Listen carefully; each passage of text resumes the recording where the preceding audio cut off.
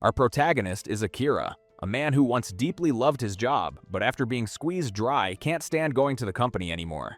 He'd rather be a survivor in a zombie movie than drag himself to work each day. It all began 3 years ago, when he joined the production department of an advertising agency. Back then, he was full of enthusiasm, determined to contribute his best to that dynamic environment. His boss led him to his desk and introduced him to the team leader, Kosugi.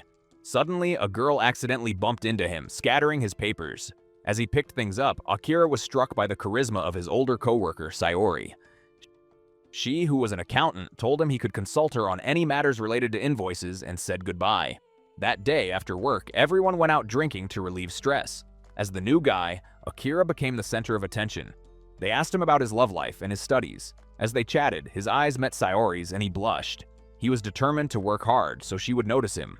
After the party, just as he thought he could finally rest, his co-workers dragged him back to work non-stop all night. 2 days later, he could finally return home and to his bed. The next day, he got up at 6 a.m., but he no longer felt the same enthusiasm as the first day. Still, after washing his face, he tried to motivate himself by remembering that he had chosen this job, that the company had good benefits, paid leave, and vacations, even if no one dared use them. Everyone competed, accumulating up to 150 hours of unpaid overtime, and they still saw it as insufficient. The veterans earned barely $5,000 a month, but they still invited the new guys for drinks. The team leader offered guidance with such kind words that they moved you to tears, and employees bragged about taking care of their health. As long as they didn't urinate blood or have ulcers, they could keep working. In his second year, the boss announced that a colleague had left, so Akira had to take on his workload and work even more overtime. He was discouraged, but Sayori bought him lunch, and thanks to her, he managed to endure at the company. It seemed like an office romance might blossom, but no, she was the director's mistress, so Akira wouldn't even dream of making a move. To make matters worse, if he quit, his co-workers would have to take on his work, so he decided to stay out of camaraderie. In the third year, the company accepted an advertising assignment from an agency. After 5 revisions, the director was still unsatisfied and threatened to look for another company if Akira didn't redo everything. The budget for actors and equipment was already minimal, and re-recording was nearly impossible. The pressure and the boss's yelling drove him to the brink of madness. One night, in despair, he went to the train tracks thinking of ending it all, but the fence was too high to jump. That same afternoon, the 7 p.m. news reported that depression and worker deaths were increasing due to companies exploiting them. Akira also wished he wouldn't wake up the next day, but reality didn't grant him that wish. He had to get up, grab his briefcase, and go to work. As he left, he saw a letter notifying him that he hadn't paid the rent and stopped by the landlord's house to leave the money. Akira knocked on the door several times, but when the owner didn't come out, he decided to go right in. There he stumbled upon a horrifying scene, a zombie devouring the woman's body on the floor. Immediately, he understood the danger and ran out, only to find an even larger group of creatures outside. He tried to escape, but a door burst open and he fell flat on his face. He got up and ran to the rooftop, where he finally realized that the world was overrun by the undead. Thinking that he wouldn't have to go to work anymore unleashed a strange happiness. Suddenly, everything around him seemed full of color. He jumped and got rid of a group of zombies, dodging and outsmarting many others as he advanced. Yesterday, he saw everything as gray and dull. Today, however, the sky was blue, the trees green, and the blood red, simple colors he hadn't noticed in a long time. For him, a day without work was a wonderful gift. After crossing several buildings, he rested on a rooftop, dreaming of buying a big motorcycle, skydiving, or just lying around watching movies. Suddenly, he thought about Sori and worried about her. He decided that, come what may, he would go and confess his feelings to her. He hopped on his bike and sped to the house of the woman he so admired. He rang the bell, but no one came out, so he opened the door himself. Inside, another nightmare awaited him. The director turned into a zombie, bloody and naked. This time, Akira felt no fear, only weariness. He thought he had given his life to Capital until he ceased to be human, and announced that from that moment on, he was quitting. With all his strength, he pushed the monster out the window, ending that useless boss. However, when he turned his gaze, he discovered that Sayori had also transformed. With a broken heart, he still took a moment to declare his feelings before fleeing. He then stopped at the entrance of a convenience store to rest. Suddenly, he realized that his remaining time might be very short, so he went inside, found a notebook and pen to write down the things he wanted to do. He also remembered how, even with a 38-degree fever, his department head never allowed him to rest and humiliated him with shouting. At that moment, he woke up relieved. That day, he wouldn't have to go to the office. Happy, he went out on the balcony and shouted with joy for his first day off. He took the opportunity to clean the house, do laundry, and tidy up everything. He hadn't felt so satisfied and relaxed in 3 years. Having finished the work, he opened the refrigerator, took out a beer, and drank a sip that tasted like heaven, better than anything else. Meanwhile, Tokyo was engulfed in flames. Television broadcast the latest news of journalists being devoured, and the government remained silent. The end of the world seemed near. Even so, Akira wasn't worried. He just wanted to drink beer and not leave his room. But when he opened the fridge, he discovered, horrified, that there was none left. Just thinking about crossing 100 zombies to get more exhausted him. However, determined to keep enjoying his day off, he mustered the courage to go out. Elsewhere, a couple was resisting locked in their house. The husband encouraged his wife to endure one more day, but she, in a panic, said that the end had come. Just when he felt hopeless, he saw Akira coming down in search of supplies. Both shouted in surprise, and when he calmed down, Akira explained that as the stairs of his building were full of zombies, he had to use a passage to reach the market. Mrs. Saka, seeing him on his way, asked him to buy her toilet paper. Akira accepted and took out his bicycle to weave his way through streets infested with zombies until he reached the convenience store. As he grabbed a basket and headed straight to the beer section, enjoying the idea of having the world to himself, suddenly a girl appeared who left him paralyzed. Fearing that he might seem strange, Akira greeted her kindly first. He tried to make conversation, but she ignored him and left, which made him nervous. He ran after her to ask for her number under the pretext of being able to help each other in this difficult situation. However, the girl refused, saying she didn't want to ally with someone who risked his life just for some beers. According to her, trusting people who don't know how to manage risks was a sure sentence. Suddenly, the zombies burst into the store and attacked the girl. Akira threw himself to defend her, but she pushed him back just as a truck crashed into the store and annihilated the zombies in an instant. After the scene, the girl coldly walked away, taking her bicycle, while Akira's was destroyed. He managed to get an old motorcycle, but as soon as he started driving it, he came across a big motorcycle. Fascinated, he abandoned the old one and got on the new one, doing wheelies that left the zombies gawking. That day seemed perfect. He had gotten beer, had met a girl, and had even kept a dream motorcycle. He happily returned, thinking of telling Mrs. Saka about his exploits, but when he arrived, he discovered that her house had been attacked by zombies. The couple was probably no longer alive. Saddened by the loss of these neighbors, Akira opened his notebook and began writing a list of things he wanted to do. He thought that if he didn't fulfill his wishes, he'd rather be devoured by the living dead. He wrote up to 30 points when he remembered his parents. He hadn't visited them in a long time, and he decided to take advantage of this strange vacation to spend more time with them. At 6 o'clock, Shizuka woke up to exercise, while emergency alerts sounded throughout the city. Television asked people to close their doors and windows, and the government still hadn't made any statement. After her routine, Shizuka took a dose of periostin and tried to contact her company headquarters in Los Angeles, but no one answered. Like every day, she organized her schedule and continued watching zombie movies to study them. She discovered that there were two types, those who walked and those who ran. Knowing how to differentiate them could increase the chances of survival, so she needed to gather supplies. She went to the safest convenience store, but first placed a camera on her bicycle to record while collecting things. She observed that although Akira seemed harmless, his presence attracted zombies to the place. She planned to take what she needed and leave, but she heard the roar of a truck and confirmed that the zombies were concentrated at the entrance. If she went out, she would be devoured. Then quickly, she activated her camera sound to distract them and waited for the out-of-control truck to crash, thus achieving the typical scene of the damsel saving the hero. Akira's recklessness almost cost him dearly. Shizuka quickly returned on her bicycle and turned on her computer to analyze the data she had gathered. The video showed Akira happily collecting beer, which left Shizuka very surprised. She didn't understand how, in the midst of such a disaster, he could enjoy himself so calmly. Suddenly, she remembered the cherry rice cakes and thought she should have taken them instead of sticking to her diet. Over time, the Time Club became a refuge for several survivors. The leader tried to comfort a girl who had lost her parents when they told him that an attack was approaching. He reassured her by promising to return soon and gathered everyone to defend the last point of resistance. They used homemade bombs and sticks to fight the zombies, but the fight left wounded who then also transformed. Meanwhile, Akira was riding his motorcycle to Shinjuku to rescue his best friend, Kencho. A few hours earlier, while looking in the mirror as he washed his face, he noticed that his beard looked terrible and decided to shave. Just as he was ready for breakfast, he received a message on his phone and was excited. The signal had returned.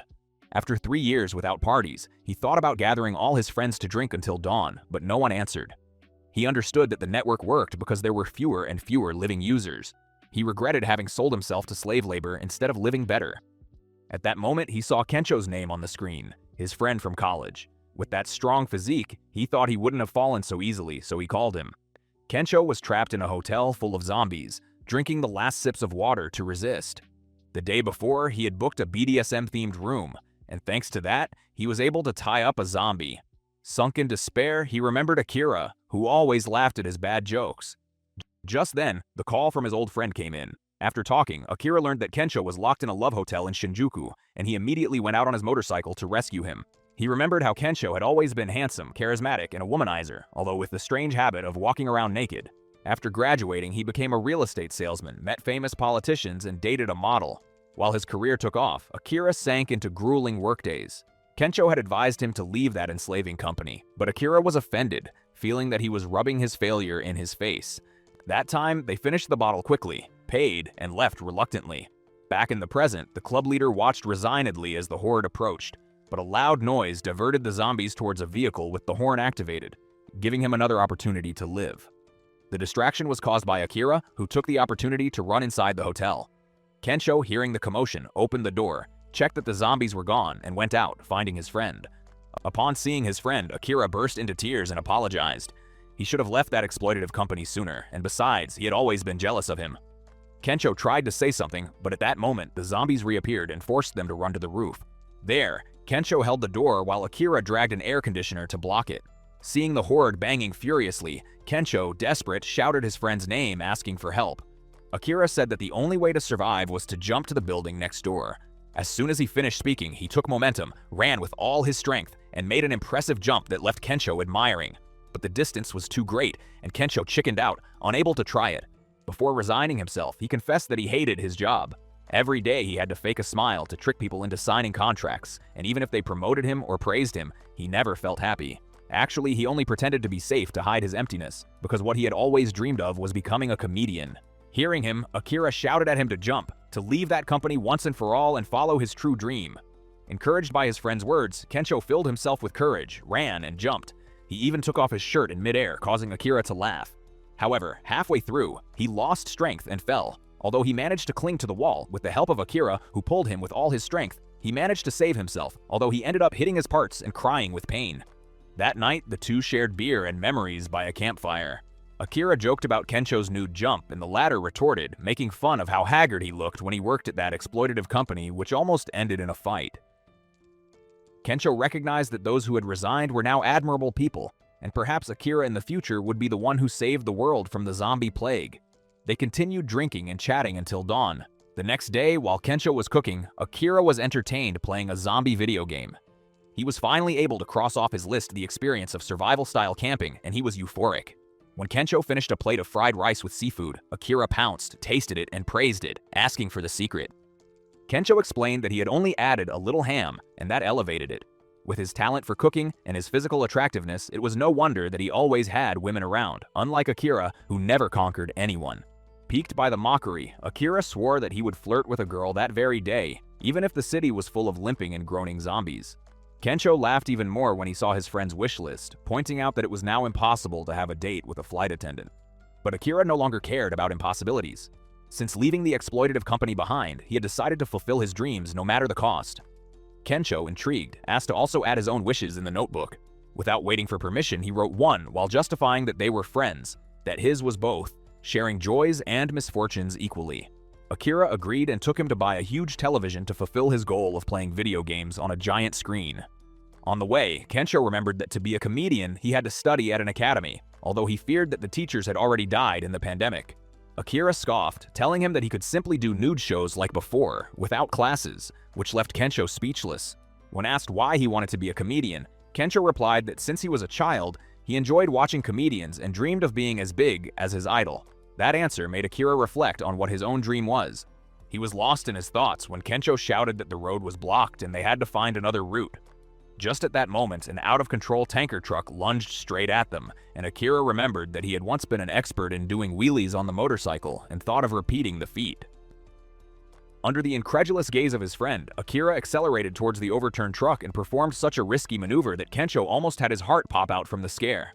Afterwards, both went down to a tunnel to escape the fire, but ended up falling into a zombie ambush. Akira left the motorcycle, dragged Kensho to a metal rolling door, and together they slammed it shut, leaving the creatures outside. Suddenly, a beam of light illuminated them. There were 4 other people resisting there. Although they were still alive, being trapped filled them with despair. Luckily, the place was a convenience store with enough food, so they took out beers, snacks, and organized an impromptu party. The two boys introduced themselves and discovered that the three girls in the group, Reika, Maki, and Yukari, were flight attendants. For them, it was like being on a dream group date. However, the rest did not share their enthusiasm. The banging and screaming of the zombies at the door ruined the atmosphere. The uncomfortable silence made Akira nervous, who never knew how to break the tension. Suddenly, he blurted out asking Yukari if she had a boyfriend, which made her frown. In the midst of that situation, how could he ask such a question? Seeking support, he turned to Kensho, but he was already deploying his best seduction techniques with Maki, and he was succeeding. Seeing his friend triumph left him dejected, even more so when Kensho gave him a victorious smile. Determined to regain ground, Akira took a bottle and began to drink through his nose, eliciting laughter from Reika. Kensho was not far behind. He took off his shirt and started dancing, stealing all the spotlight. Akira finished the bottle and collapsed unconscious. Still, he wanted revenge, but the hangover left him stuck to the bathroom. Meanwhile, the rest thought they were safe, without noticing that one of the men in the group had already been bitten. Reika, drunk, complained about her former company without noticing that the subject, already transformed, was crawling under her feet to bite her brutally. The heart-rending scream broke Kensho and Maki's fun. He wanted to go down to see what was happening, but Maki, like a hungry beast, held him in her arms. Yukari helped Akira recover by rubbing his back, which he misinterpreted, believing that she felt something for him. But when he asked her directly, she confessed that she already had a partner, abruptly breaking the illusion. After the intimacy, Kensho and Maki went down and discovered that Reika was already a zombie. The infected woman pounced on Maki and then went straight against Kensho, but he managed to hold a suitcase and finished her off with a blow. Meanwhile, Akira was talking to Yukari. She told him that she had been working in airlines for 3 years and understood perfectly what he had experienced. It was an exhausting job, which consumed body and mind, but that had to be done because ensuring the safety of passengers was crucial. However, days ago, a client had scorned her, calling her a simple airmaid, which made her doubt the meaning of her effort. Akira reflected.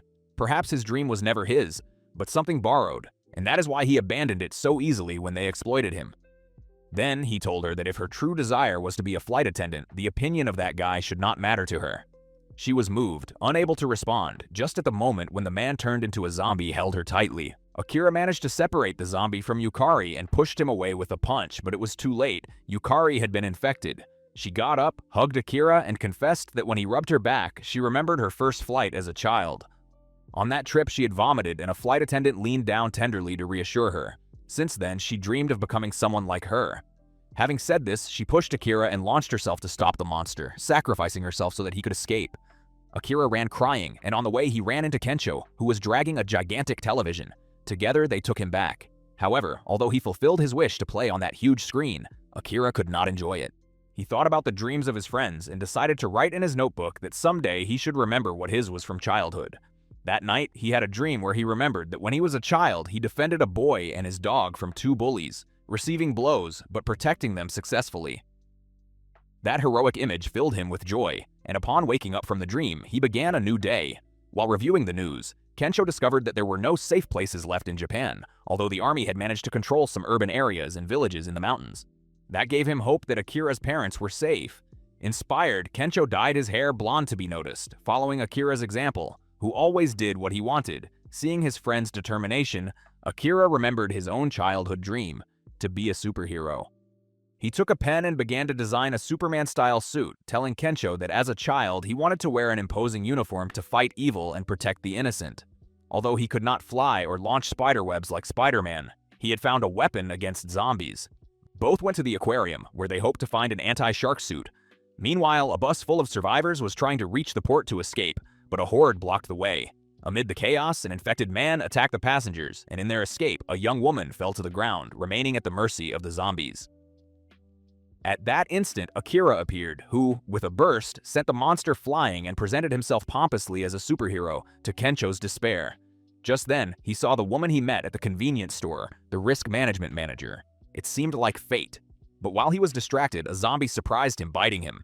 The suit prevented him from tearing it, although the pain was intense. He shouted, asking his friend for help, but Kensho ignored him. Furious, Akira threw all the zombies into the river and, exhausted, returned to the aquarium. There, Kensho congratulated him on his feat. Noticing that Akira was interested in Shizuka, he encouraged him to approach her. Akira greeted her, but she didn't even remember him. He had to mention the encounter at the convenience store to refresh her memory.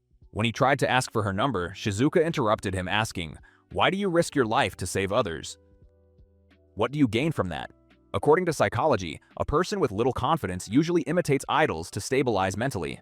In other words, those who are ignored by society tend to want to become heroes. Upon hearing such an explanation, Akira almost choked.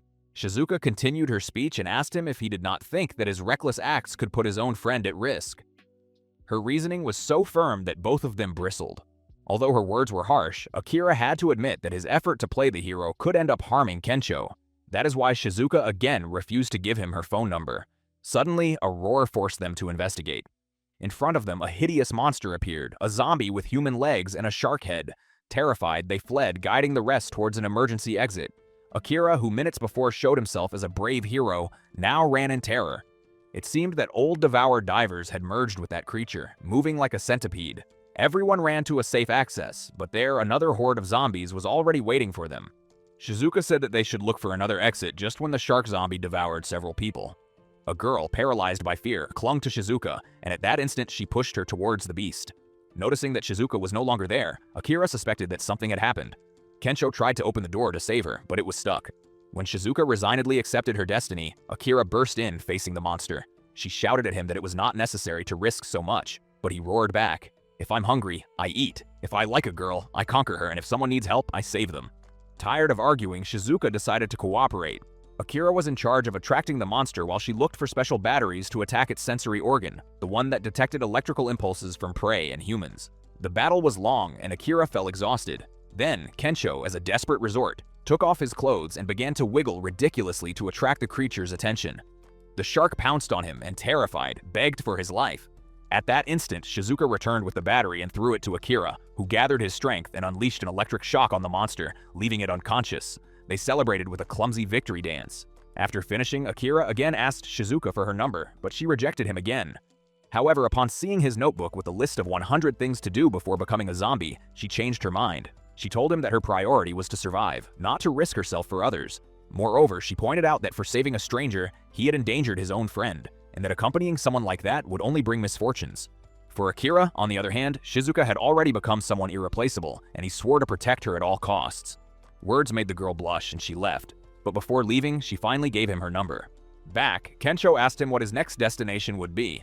Akira replied that he had had enough of the bustling Tokyo, and that it was time to return to the countryside to reunite with his parents.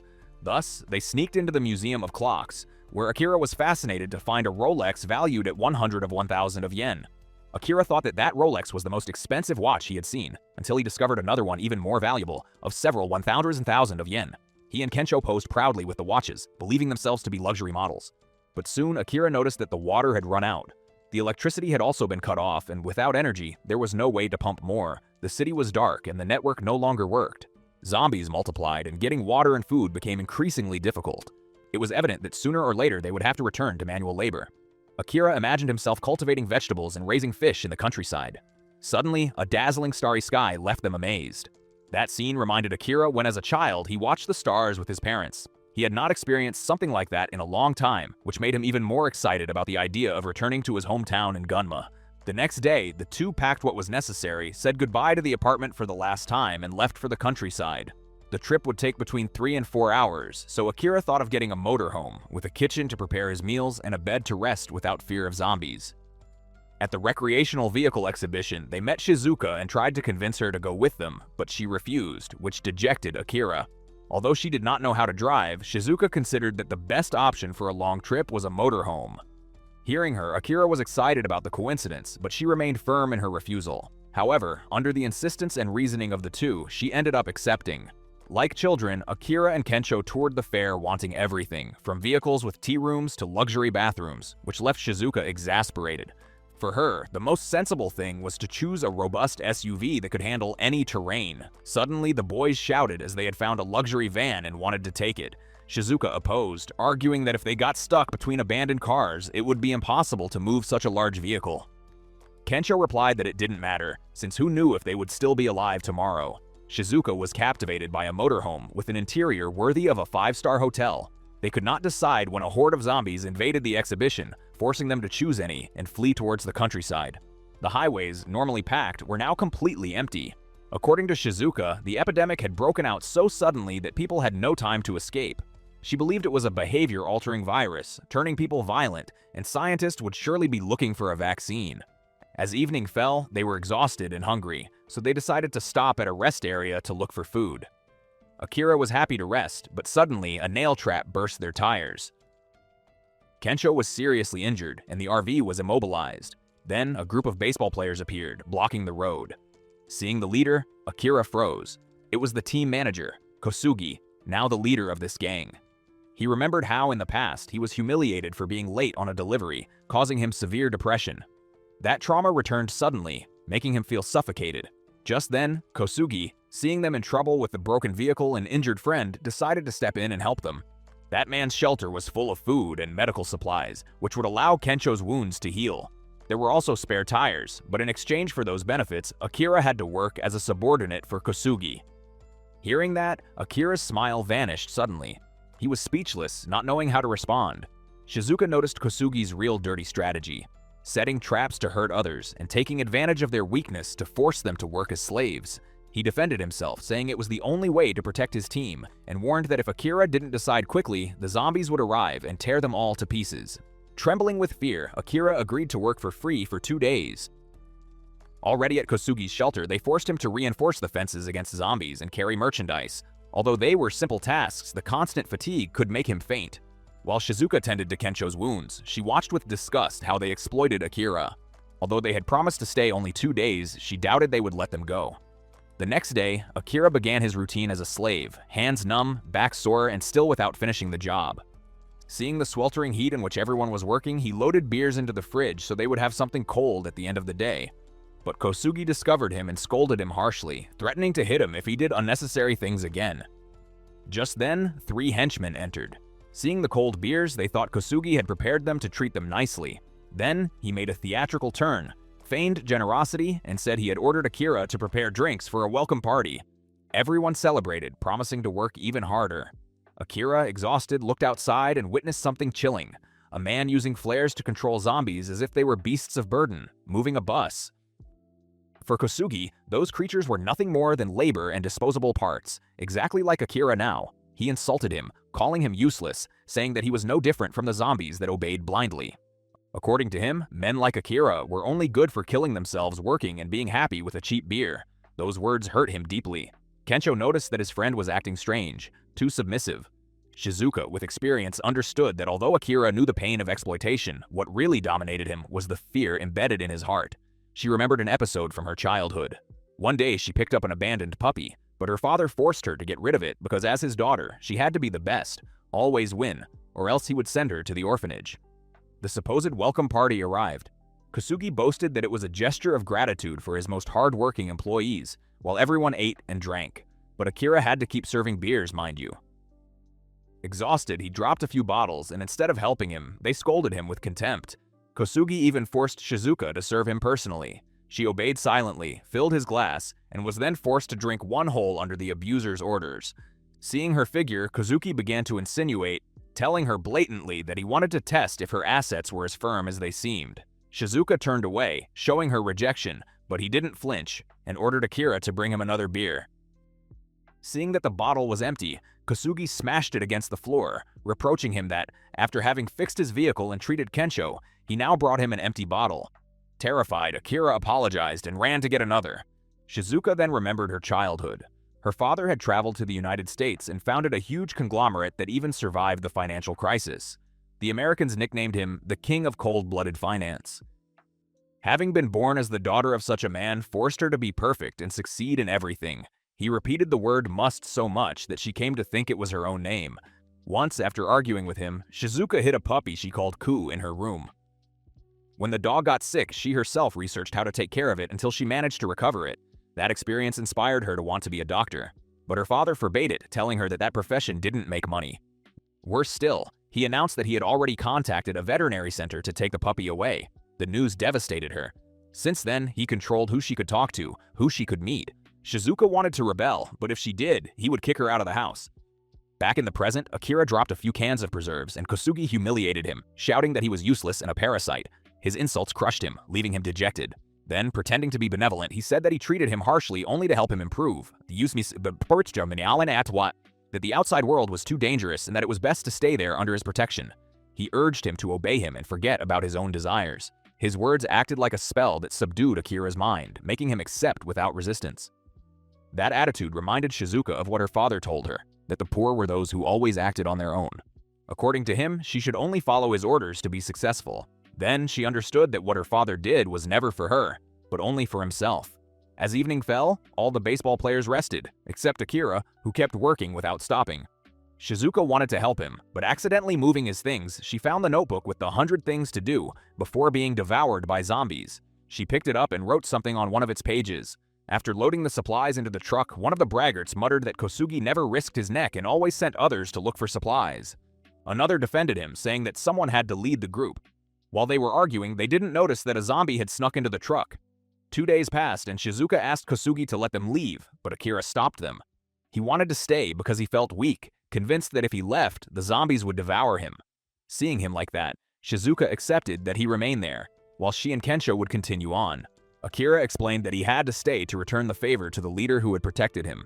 That infuriated Shizuka. She shouted that that man only wanted to subdue him, steal his freedom and his right to do what he wanted, that all he was looking for was to feed a false power, because deep down, he had no confidence in himself, and that's why he crushed others with words until forcing them to obey him. In the past, Shizuka had been just as submissive, but she had awakened and now she was not willing to surrender to anyone else.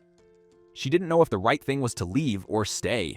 She was only clear that she wanted to get away from that man. She handed Akira the notebook and told him to do what he really wanted. Opening it, he saw on 037 telling that detestable boss to his face, "Everything I think." Kosugi tore the notebook from him and stomped on it. At that moment, Akira remembered how wonderful it was to follow his own desires, and he pounced to prevent him from destroying his treasure. He stood up and with courage declared that he never wanted to see him again. The incredulous subject threatened him that if he left, he would be devoured by zombies, but Akira did not hesitate. He preferred to die rather than live empty, unable to do what he wanted. Suddenly, the supply group returned. One of the braggarts opened the door anxiously and a zombie immediately tore him apart, causing chaos. The driver panicked, accelerated, and crashed into a vehicle that the zombies were dragging, breaking the chains that held them. The horde was freed and began to massacre the innocents. Kensho tried to save everyone, but he understood that it was impossible. Akira, after observing the situation, had an idea and called the supply team. While Kosugi fled in terror from the zombies, Akira appeared and rescued them, surprising everyone. Then he organized the group, drove the vehicles to enclose the horde, and Akira launched a flare that made the whole place explode. It was a resounding victory. People ran to congratulate him, and Kosugi took advantage of the moment to praise him, asking others to take him as an example, but no one wanted to continue working with him. Everyone left, leaving him alone and crying inconsolably. After that horror, Akira went blank. Every time he thought about that man, his mind clouded over. Nothing was easy for him anymore, and he doubted if he would ever find a job that really fulfilled him. Shizuka consoled him, telling him to let it be, to live happily, because one day he would discover what only he could be. Her words restored Akira's spirits, and he continued on his way with renewed determination. The group went into nature, practicing yoga and meditation. They continued advancing, now only an hour from Akira's house, when they saw a car surrounded by zombies. Apparently, someone was trapped inside. Excited, Akira dressed in his superhero costume and ran to face the horde, but before he could attack, the car door opened. From there jumped a samurai who, with fast movements, cut heads and finished off the zombies in a matter of seconds. When he finished, he revealed his identity. She was a young German woman named Beatrix who had come for her love of Japanese culture. Despite the danger, she came to the surface because she had to deliver a shipment of fish in Takasaki and asked for their help to achieve it. Intrigued, Akira asked her why she risked so much. Beatrice explained that since she was a child, she had adored Japan and had worked hard to save money and travel there. But as soon as she got off the plane, she encountered the zombie apocalypse. Even so, she did not give up on her dream. She wanted to try authentic sushi. She had found the last living sushi master, and he promised to prepare exquisite pieces for her if she brought him fresh fish. Listening to her, Akira lit up with enthusiasm. Even if it cost him his life, he swore that he would take that shipment to the master so that Beatrix could fulfill her wish. Seeing Akira so enthusiastic about eating sushi, Dekwashizuka and Kensho speechless. According to Beatrix, the restaurant was in an alley in the center of Ninja and had been open for many years. However, she hadn't been able to communicate with the owner for 3 days and only hoped he was still alive. When they arrived, Akira and Kensho got out of the vehicle ready to enter without any plan. It was Shizuka who had to intervene and organize the strategy. First, attract the zombies to a point so that Akira could block them with the truck. Then, Beatrix would use her sword to decapitate them and make noise, attracting Maz there. Once reunited, they would throw bottles of gasoline to incinerate them. But suddenly another horde appeared, and when Shizuka asked to light the fire, the matches were wet and didn't light. The zombies managed to overcome the truck and pounced on their caravan. Beatrice, desperate, collapsed, convinced that they would overturn the vehicle. At that moment, Akira lit up. He shouted that if he didn't eat sushi, he would rather be devoured, and he launched himself to stop them. Seeing his determination, Beatrix reacted and joined the fight.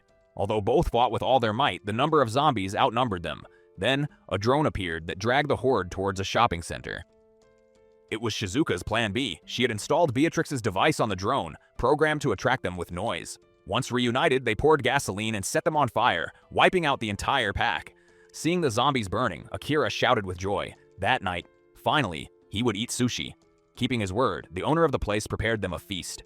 Everyone agreed that it was delicious. He had more than 30 years of experience, and to cheer them up, he offered them a memorable banquet. Beatrix, tasting sushi for the first time, cried with emotion. The moved cook also cried, saying that that was the true happiness of a sushi master. Excited, he took out all the bottles of liquor stored for generations and invited them to drink without measure. The boys continued on their way, but they had a problem. There was an unbearable smell. It was Akira's group, who hadn't bathed for a long time. They decided then to relax in some hot springs. There, they not only enjoyed the warmth of the water, but also the sight of two beauties in kimono, which further cheered the men. Beatrix was surprised that Japan had such a huge hot spring in the heart of the town. According to her research, the Kusatsu spa existed since the Seto and Meiji wax, and it was said to cure any evil, except heartbreak. Hearing it, Akira turned to Shizuka and apologized for making her travel with them instead of with a boyfriend. She replied seriously that she preferred to invest the time in earning money and building her career rather than looking for a husband. Akira replied that having someone by your side gave motivation to work and made life happier. Already inside the water, Akira and Kensho swam exultantly, enjoying the heat. Shizuka, encouraged, went to the female area, but was met with the bad news that there was no hot water left there. Upon hearing this, the two boys resigned themselves, dreaming of bathing with the girls, but Shizuka refused categorically. Then, Beatrix exclaimed that in ancient Japanese culture, men and women shared baths, and, without hesitation, she took off her clothes to join them. However, the party ended abruptly. Suddenly, zombies emerged from the bottom of the hot springs. Everyone, terrified, had to run naked to the top of the mountain to escape that nightmare. The group couldn't return to the caravan, so they ended up sleeping on the mountain. That night, Akira woke up to urinate and discovered a hot spring in the middle of the mountain. He took off his shirt to enjoy a little of the warmth of the water, but tripped over someone. It was Shizuka, who, frightened, covered herself and demanded that he leave. He refused, arguing that since he had found the hot springs, he wanted to relax too.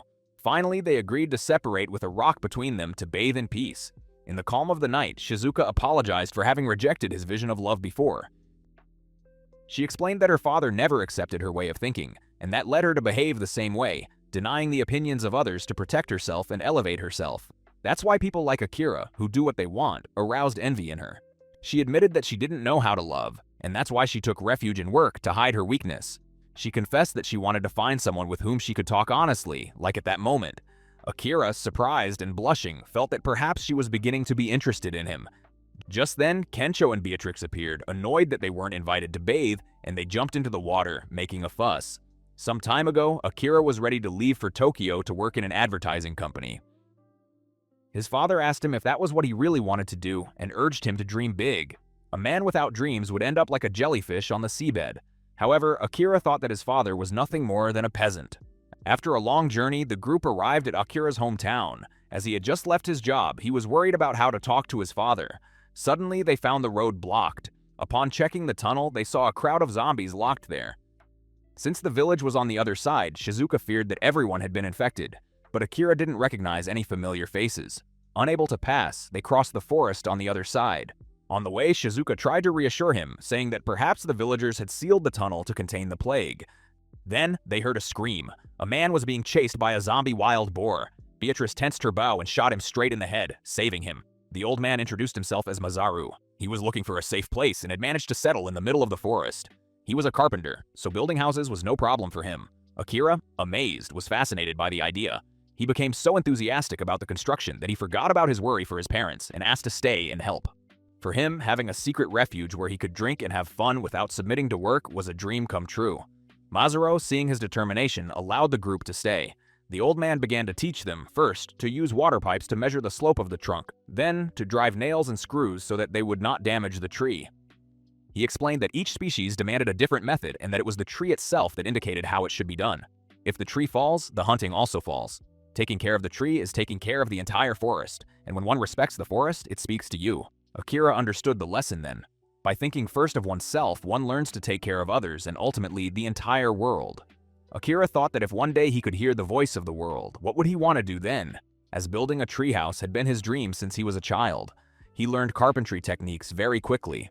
Masaru's son had also insisted as a child that his father build him one, but his mother turned into a zombie in front of him, and Masaru, with tears in his eyes, had to wield the hammer and send them to eternal rest.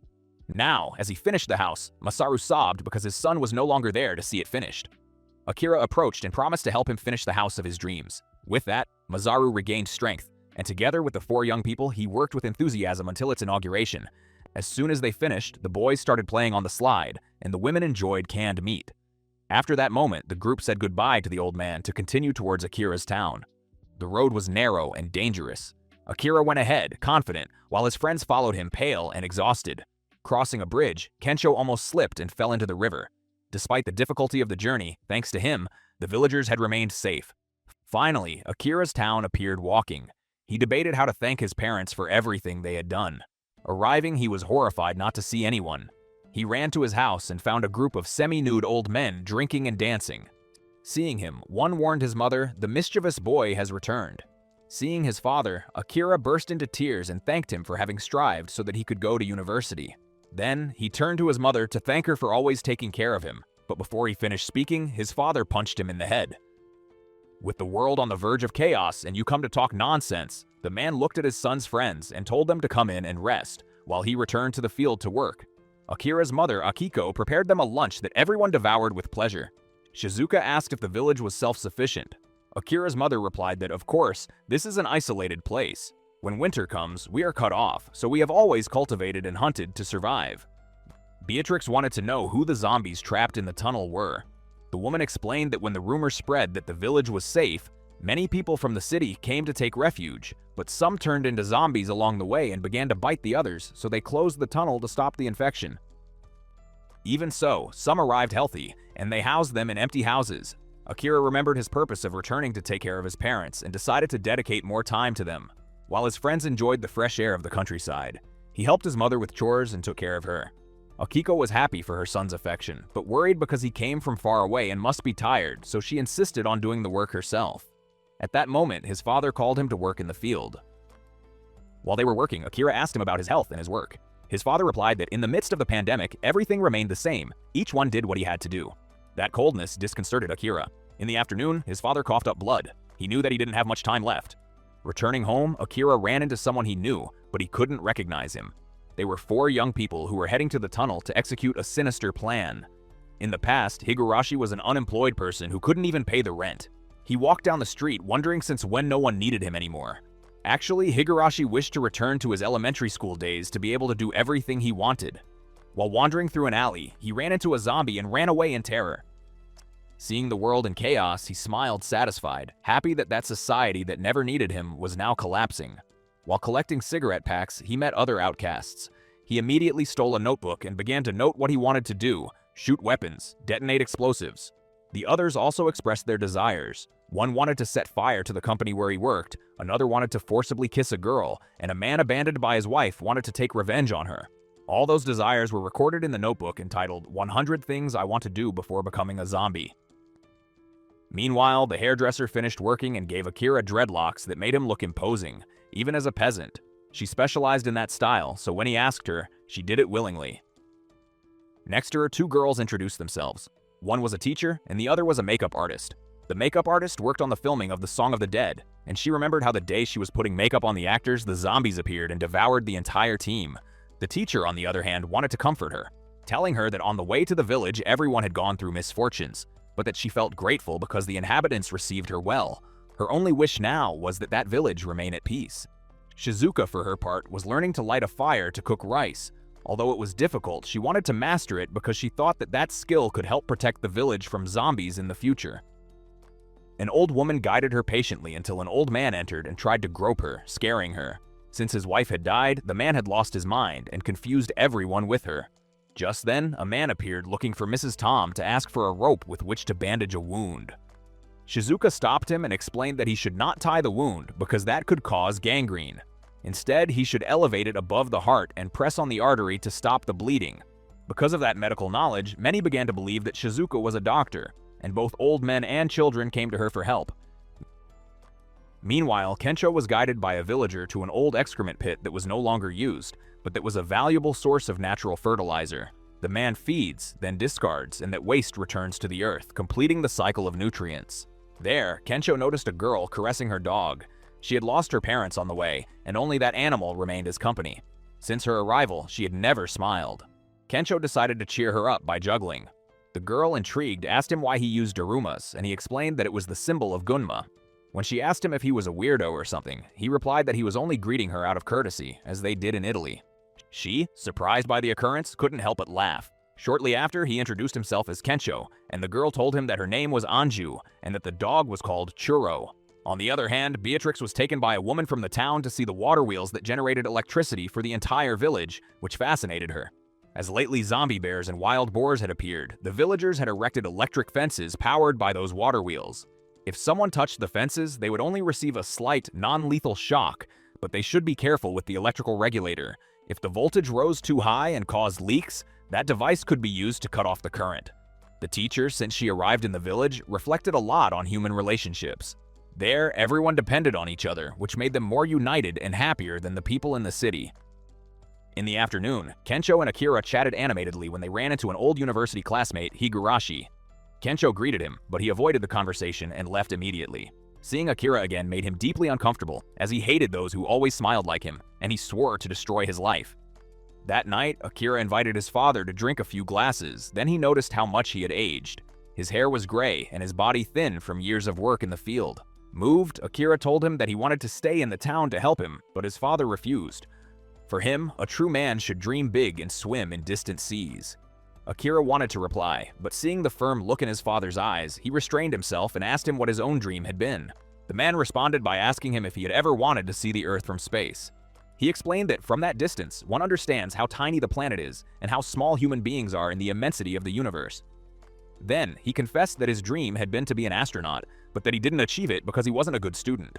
Akira couldn't help but laugh. He never imagined that his father had also had such a naive dream.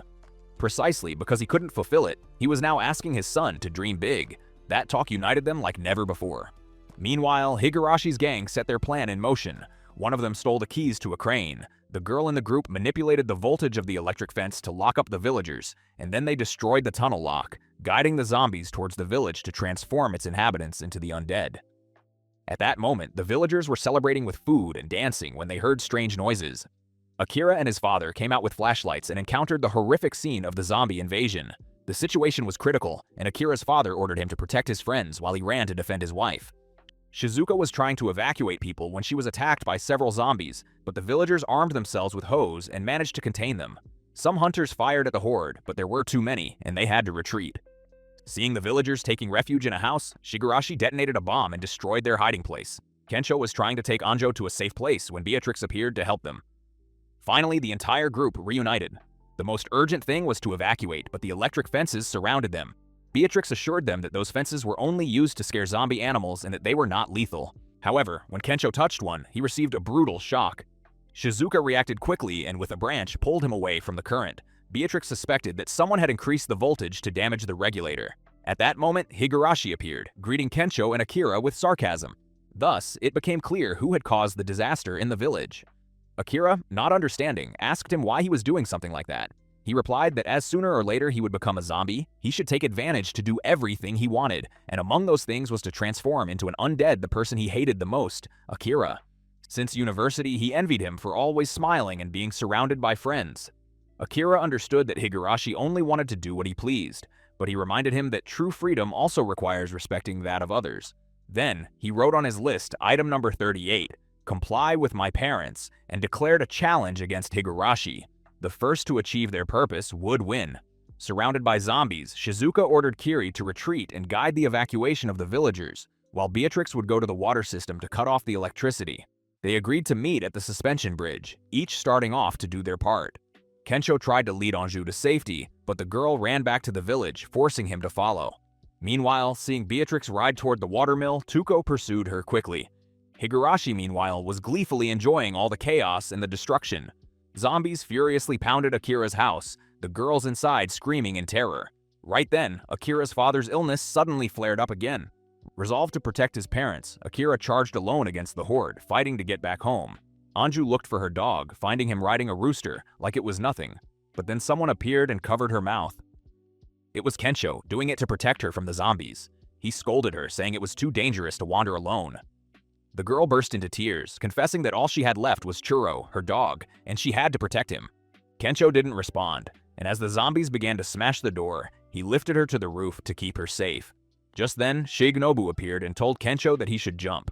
He said that he had lived too long at the bottom of society and would now drag Kensho down with him. Beatrix, after a long ride, got to the watermill, but Tuko rammed her with the tractor. Then, he pulled out a chainsaw and cut Beatrix's sword in two, completely disarming her. It wasn't luck. Tuko had been top 4 in fencing nationally, so beating Beatrix was easy.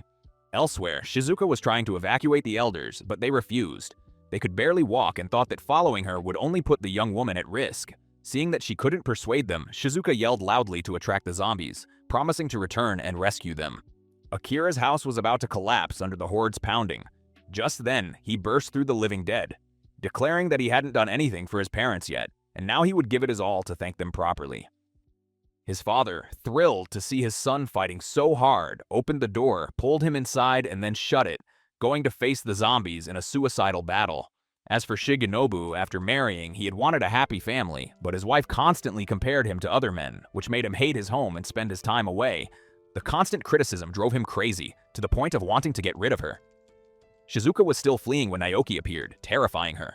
To him, finding her at that moment was the luckiest thing ever. Finally, he could fulfill his disgusting dream of forcibly kissing a young girl. Shizuka ran with all her might, preferring to be devoured by zombies than to endure that man. In his past, Naoki had been a cooking apprentice at a French restaurant, but he never remembered the table numbers and couldn't take orders properly. Therefore, the manager scolded him and sent him to clean. One night, while secretly smoking, he threw a cigarette butt into the trash, causing a fire that destroyed the place. That's how he was fired. Since then, he shouted that bad luck always befell him. On another front, Beatrix realized that she was clearly at a disadvantage against Toko. The roar of the chainsaw was attracting the zombies, so she had to end the fight quickly. Toko had always been strict, imposing her idea of justice on everyone. Once, she had humiliated a colleague just because he left the fryer far from the table, and if someone made a minor mistake or rejected one of her projects, she would complain tearfully to the boss without hesitation. That exhausted everyone. That's why Tuko went crazy and started hurting others mercilessly. Kensho and Shigenobu argued vehemently. He shouted that he was the true victim of the marriage. Once he didn't come home on his wife's birthday, and she slapped him, not thinking about his effort to make a living, making others happy. Furious, Kensho asked him if he had ever thanked his wife for anything or considered her the best. Shigenobu, unable to take the reprimand, pushed him. When it looked like he was going to fall, Kensho grabbed him so that he would come down with him. To get away from the zombies, Kensho jumped into a manure pit. Shigenobu tried to flee but crashed into the electric fence and was electrocuted. When the horde left, Kensho came out of the pit and, revealed under the moonlight, showed off his well-defined torso, a scene that made Anju want to vomit. Hiko, upon waking up, asked about Akiko. Mrs. Tom explained that Shizuka had acted as bait so that the others could stay safe. Hiko, outraged, reminded her that together they had survived wars, droughts, and tsunamis, and that now they were going to surrender to zombies. Shizuka took the opportunity to explain the focus of attention theory. The more you care about others in the future, the more luck you attract. Naoki didn't want to listen to her and pointed his gun at her. Hiko appeared, broke the gun, and when Naoki wanted revenge, the villagers arrived and subdued him. The fight between Beatrix and Tuko was at its most tense.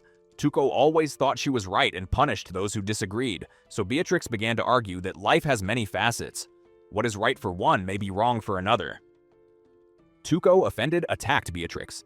Beatrix clung to the mill and, taking advantage of the zombies, sabotaged the mechanism to cut off the electricity. Tuko was stunned to see her ingenuity. Beatrix concluded that the world is plural, and when someone imposes their justice, they should stop and question themselves. Maybe they are wrong. Hearing it, Tuko woke up and, heartbroken, agreed to let the zombies tear her apart. Meanwhile, Akira wanted to open the door to fight alongside his father, but he asked him not to. Tezuo fought alone until his illness flared up and he could no longer continue. When he was on the verge of death, Higurashi appeared, rescued him, and demanded that Akira open the door and become a zombie. If not, he would kill the old man and leave him as food. As a child, Higurashi had been popular. In summer, he always took friends to the pool. That was the peak of his life. In high school, he closed himself off, and in college, he isolated himself in music and books. At university, he tried to improve with volunteering and personal development courses, but nothing changed. One day he saw Akira with his friends, happy and loved by all, and envy and resentment were born in him, and Gurashi did not stop provoking him to get him out of his refuge. When they didn't know how to act, Tetsu firmly warned, under no circumstances should they open the door. If they stick their heads out, the relationship between father and son will end there. His father said that anyway, he didn't have much time left to live, so if he died at that moment, it wouldn't matter either. At that moment, Akira's mother confessed that her husband's illness was terminal and that sooner or later he would be gone. Tetsuo left his last words for his son, asking him to become someone who helped others and was useful to society. The memories of his father and everyone flashed through Akira's mind. After thinking about it, he decided to open the door to let the zombies in and offer himself as prey. Seeing him become undead filled Higurashi with joy, who believed he had fulfilled his desire, but just when he relaxed, Akira grabbed him and threw him to the ground. It had all been a trick. Minutes earlier, he had asked the makeup artist to transform him with effects to look like a zombie. She left him unrecognizable, and with that trick, Akira opened the door for the zombies to enter. In that oversight, the girls attacked from behind and destroyed the enemies. Thus, the plan to rescue the hostages was a success. Then, Akira turned to Higurashi and asked him what he really wanted. He stammered that he just wanted to have fun like Akira, but Akira noticed that there was no happiness in him. Then, a zombie bit his leg, and in panic, Higurashi pushed him away, crying inconsolably. It was there that Akira asked him what his true desire was. Higurashi remembered the days when he laughed with his friends in the pool and realized that all he longed for was to play there with his companions. If in the past he had accepted to go to eat with Akira, perhaps nothing would have ended like this. Akira hugged him and told him that if one day he himself became a zombie, they would meet at the pool to swim together, and Gurashi cried loudly. Finally, someone had hugged him, fulfilling his greatest desire. He released Akira and ran towards the zombies. Arriving at the river, he thought he saw the silhouette of Akira waiting for him in the water, and smiling, he threw himself into the cold stream. Meanwhile, Akira's group was looking for a way out. Just when they didn't know what to do, Beatrix appeared with the mill and knocked down the electric fence, opening a path. Everyone ran towards the suspension bridge, but they discovered that it was broken. The only escape was blocked and the zombies were approaching fast. At that moment, old Mazaru launched a makeshift walkway for the villagers to cross. Kencho and Akira held the bridge so that the people could pass, and when everyone was safe, the two released it and swung to reach the other side. Thus, the rescue operation concluded successfully. At dawn, Akira and Kencho were climbing the mountain talking. Akira confessed that in his time in the company he had lost his essence and felt empty, not knowing what he was living for. If he hadn't woken up, he could have become another Higurashi. That's why he didn't hate him.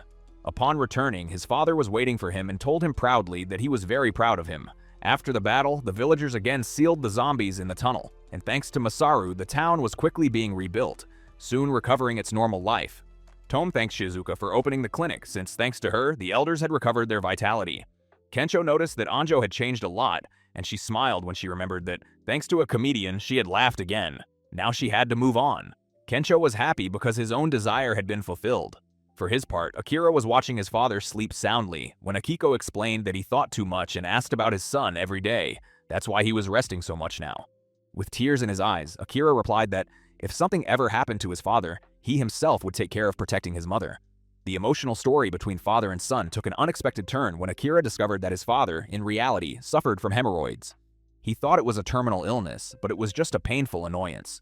Remembering his father's words, Akira stood up determined and announced that he would leave the town to travel around Japan in search of a vaccine against the zombie virus. Afterwards, he would take him to the hospital to treat his hemorrhoids. Akira and his friends wrote down their wishes in the notebook. His was to take his father to have surgery. Kencho wanted to make as many people laugh as possible.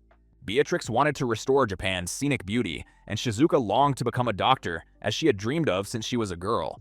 The next day, the whole town gathered to say goodbye to them and wish them luck on their journey. With high spirits, the group resumed their journey with the mission of saving the world. During the journey, they visited different historical places until finally they set course for Hokkaido, where they hoped to find the cure against the zombies.